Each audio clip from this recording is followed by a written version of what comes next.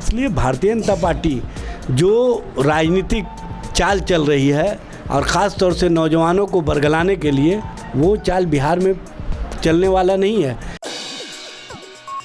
नमस्कार, आप हैं बिहार संवाददाता के साथ और मैं हूं आशुतोष उपाध्याय। देखिए, बिहार में बाबा धीरेन्द्र शास्त्री जो हैं वो आ रहे हैं, लेकिन इस पर काफ़ी राजनीतिक जो बयानबाजी है वो आपने देखा। लेकिन अगर इस बात से हटकर आप अगर दूसरी तरफ नज़र डालते हैं तो बिहार में ऐसे काफ़ी मुद्दे हैं जिस पे हम बातचीत कर सकते हैं।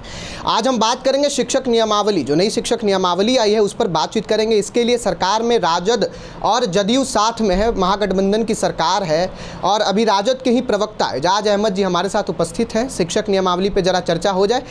सर, वो लोग कह रहे हैं, भाजपा के लोग, कि जो बीपीएससी के माध्यम से परीक्षा ले रहे हैं ये नोट कमाने का जरिया लाया गया है। देखिए, भारतीय जनता पार्टी सबसे पहले ये जवाब दे कि 2019 से एसटीईटी या बीटीईटी का मामला है और 2022 8 अगस्त तक भारतीय जनता पार्टी सत्ता में थी, उसने क्यों नहीं बहाली की प्रक्रिया को पूरा किया। छठे चरण की भी प्रक्रिया हमने शुरू की और पूरा किया। 7वें चरण की प्रक्रिया शुरू होने वाली थी। इसी बीच में जो अभ्यर्थी थे उन लोगों ने मांग किया कि क्वालिटी एजुकेशन और क्वालिटी शिक्षक की बहाली होनी चाहिए। सरकार को भी इस पर ध्यान गया और सरकार ने उन लोगों के डिमांड पर पूरी तरह से तवज्जो देने का काम किया और क्वालिटी एजुकेशन और क्वालिटी टीचर के लिए हमने नया नियमावली लाने का काम किया। और इस नया नियमावली से न सिर्फ शिक्षकों की बेहतर क्वालिटी सामने आएगी बल्कि शिक्षा का स्तर भी गुणवत्तापूर्ण होगा, ये स्पष्ट रूप से हम बता देना चाहते हैं। और साथ ही साथ जो शिक्षक चाहते थे कि हमको सरकारी कर्मचारी के रूप में दर्जा दिया जाए, उस मामले में हमने पूरी ईमानदारी के साथ कार्य किया है और जो भी शिक्षक अब बहाल होंगे वो सरकारी कर्मचारी के तौर पे बहाल होंगे। उनके लिए जो सरकारी कर्मचारियों को सारे सुविधा मिलते हैं उसी तरह की सुविधा इनको भी मिलेगी। ये तो उनके हित में है, लेकिन भारतीय जनता पार्टी जिस तरह से राजनीति करती है उस राजनीति का भारतीय जनता पार्टी के पास स्वयं जवाब नहीं है।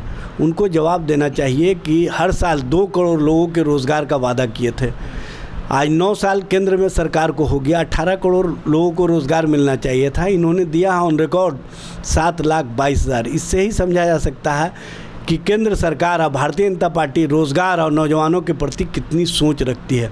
जब से महागठबंधन की सरकार आई है बिहार में 9 अगस्त 2022 से, उसके बाद से हम लगातार न सिर्फ नफ़रत की राजनीति को समाप्त किए बल्कि रोज़गार और नौजवानों के नौकरी के लिए हमने आगे बढ़ कर के काम शुरू किया है और ये प्रक्रिया लगातार चल रही है। और आप देख रहे हैं कि बहाली लगातार हो रही है, जिससे जो नौजवान बेरोज़गारी के आलम में इधर उधर भटक रहे थे वो भी रोज़गार के संबंध में और अपने भविष्य के प्रति चिंता में वो कहीं ना कहीं जागरूक हैं। और उसी जागरूकता का परिणाम है कि आज हम जो नौजवान हैं उसको नफ़रत की राजनीति से अलग करके रोज़गार और नौकरी की राजनीति की ओर प्रेरित किया है।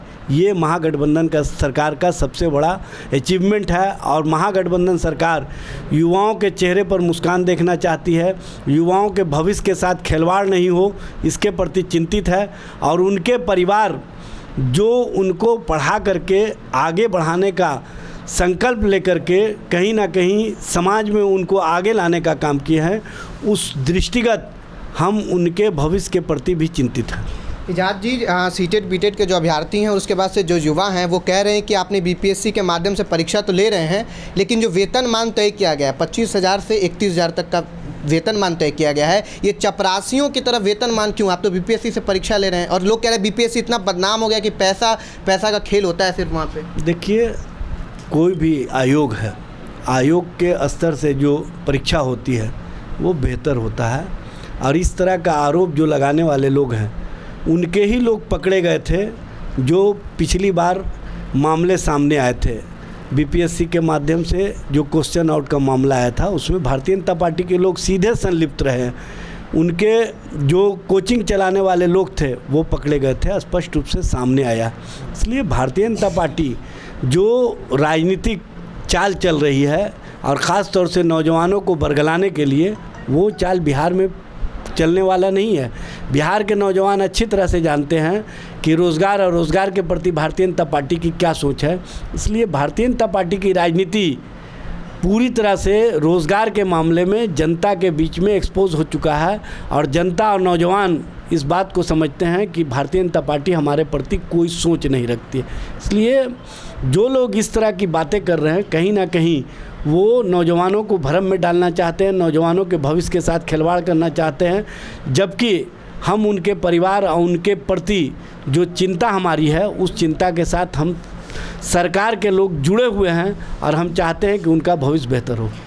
जो पुराने शिक्षक हैं उनको राज्यकर्मी का दर्जा नहीं दिया जाएगा।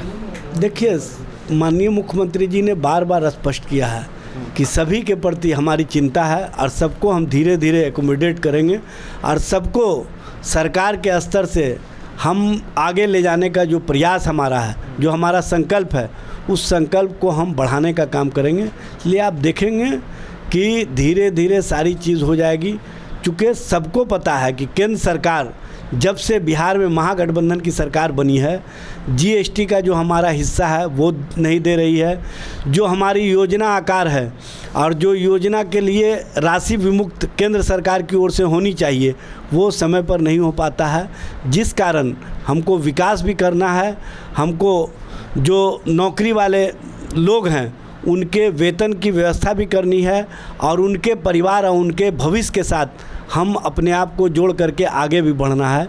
इसलिए सरकार हर स्तर पर काम कर रही है। अपने स्तर से सारे स्रोत और सारे व्यवस्था के साथ हम आगे बढ़ रहे हैं और उम्मीद है कि जल्द ही जो भी समस्याएं हैं वो समस्याओं का निदान होगा और जो भी शिक्षक हैं और जो शिक्षा देने वाले हमारे लोग हैं उनको कहीं ना कहीं जो हम चाहते हैं कि उनके चेहरे पर मुस्कान हो, वो चेहरे पर मुस्कान दिखेगा। इजाज़ जी, एक प्रश्न और अंतिम प्रश्न है मेरा आपसे कि जो माले आपके सहयोगी दल में माले भी है और उनके भी 12 विधायक हैं, तो उनमें से एक महबूब आलम और सुमन सौरभ जो विधायक हैं उनसे, वो लोग भी शिक्षक नियमावली के विरोध में मतलब जो कैंपेन चल रहा है उस कार्यक्रम में जाते हुए हमेशा दिखे हैं। जब आपके सरकार में आपके साथ है तो फिर वो किधर क्यों जा रहे हैं जब आपका नई शिक्षक नियमावली सही ही है? तो देखिए, माननीय मुख्यमंत्री जी ने भी कहा है कि जो लोग भी कहीं कुछ मामले पर डिफरेंसेस रखते हैं उनसे हम बात करेंगे और सारे मामले उनको बता करके स्पष्ट करेंगे कि किन कारणों से हम जो नया नियमावली लाए हैं और नया नियमावली से किस तरह से शिक्षा और शिक्षा का स्तर गुणवत्तापूर्ण होगा, ये हम बताने का काम करेंगे। उम्मीद है कि सारे मामले स्पष्ट रूप से सामने आ जाएंगे और जो अभ्यर्थी हैं उनको भी कहीं ना कहीं खुशियां होंगी जब हम उनकी परीक्षा आयोजित करेंगे और परीक्षा के माध्यम से जब वो सरकारी कर्मचारी के रूप में बहाल होंगे तो उनको खुशी होगी, उनके परिवार को खुशी होगी और उनको लगेगा कि हम बेहतर बिहार के लिए जो करना चाहते थे वो करने में हम सक्षम हैं। तो अभी आपने सुना एजाज अहमद जी को, जो राजद के प्रवक्ता है, उन्होंने साफ साफ अपना जो स्टैंड है वो क्लियर करते हुए नजर है जो नई शिक्षक नियमावली आई है। फिलहाल आपका क्या कहना है कमेंट बॉक्स में जरूर बताइए। कैमरामैन अभिषेक के साथ मैं आशुतोष, पटना।